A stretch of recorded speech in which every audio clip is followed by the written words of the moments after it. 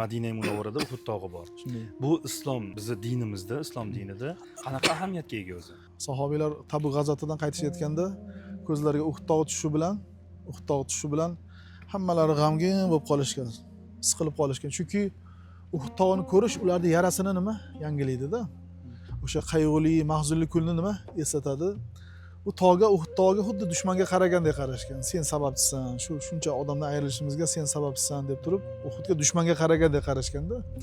Shunda janozasi ularni tasavvurini, dunyo qarashini o'zgartirib, nima deydilar? Bu tog' bizni yaxshi ko'radi, biz uni nima? Yaxshi ko'ramiz deydilar.